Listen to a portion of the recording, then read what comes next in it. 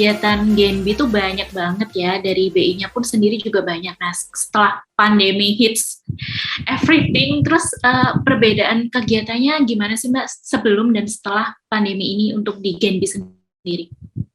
Oke, thank you Mbak Mei. Ini pertanyaannya memang agak susah dijawab. Enggak deng, jadi gini Mbak Mei, memang pastinya akan ada perbedaan yang sangat mencolok ya, antara kita bisa berkegiatan langsung gitu ya, terjun langsung di lapangan dengan berkegiatan yang sangat terbatas nih pergerakan kita karena adanya PSBB, adanya PPKM gitu kan.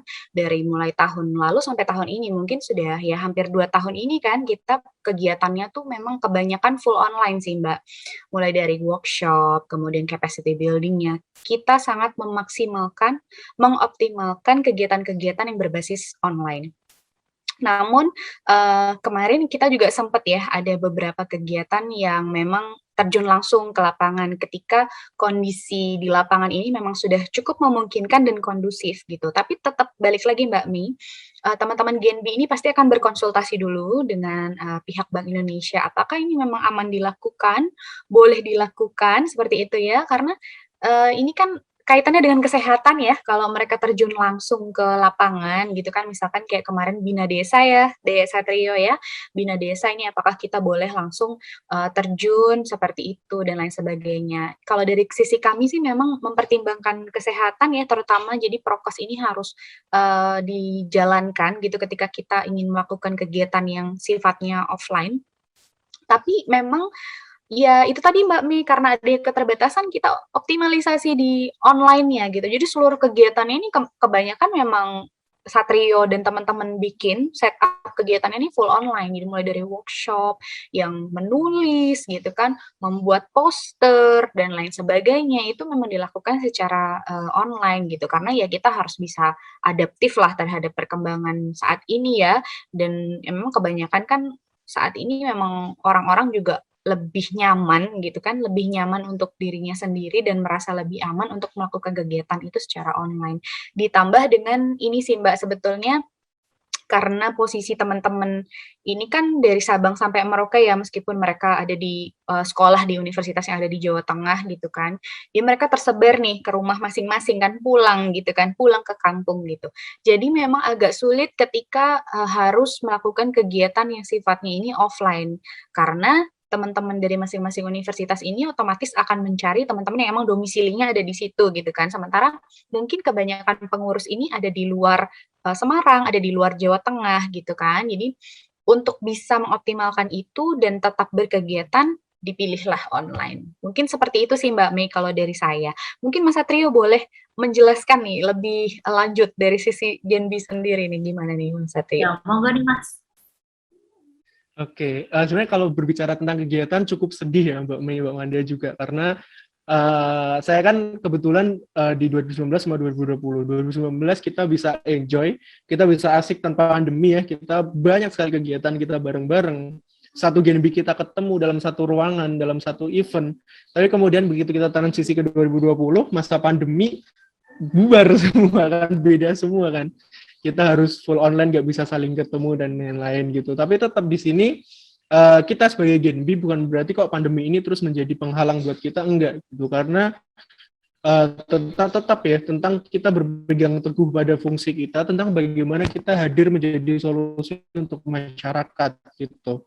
Nah makanya kita nggak bisa untuk terus tinggal diam gitu. Bukan berarti kok oh ini pandemi kita nggak bisa ketemu, kita nggak bisa bikin event yang boom gede gitu, tapi kita harus diem aja gitu, enggak seperti itu juga gitu.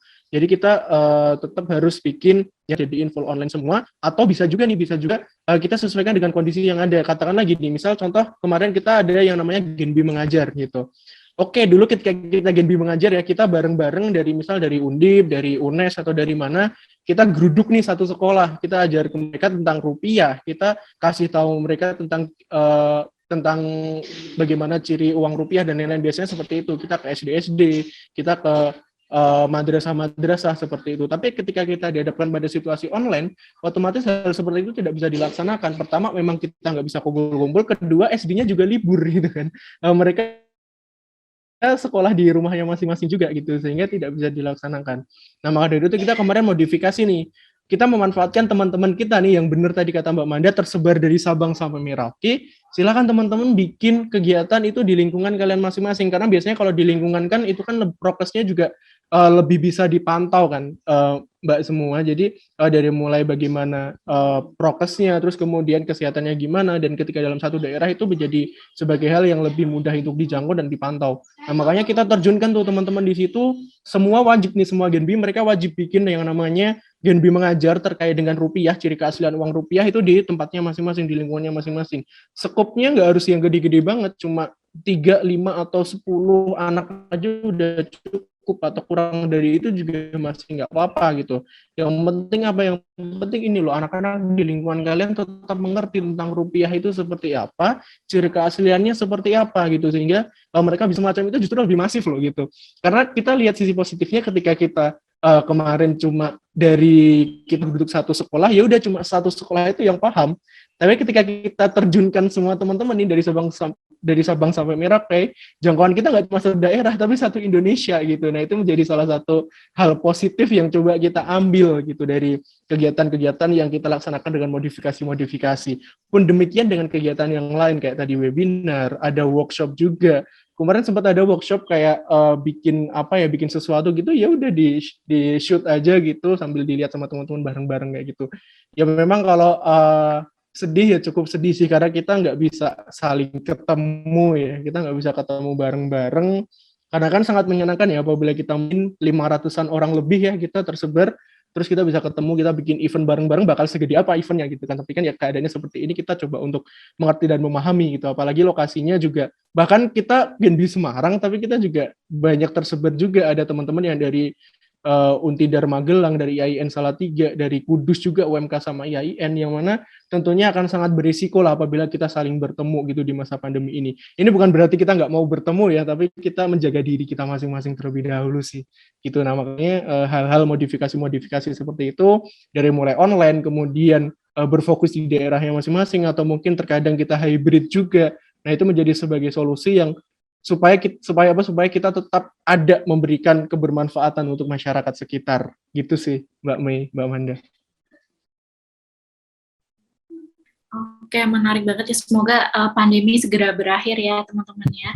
Kita harus jaga kesehatan juga karena sekarang tuh yang tempat terakhir yang kita mau itu ada rumah sakit. Jangan sampai kita ke sana deh.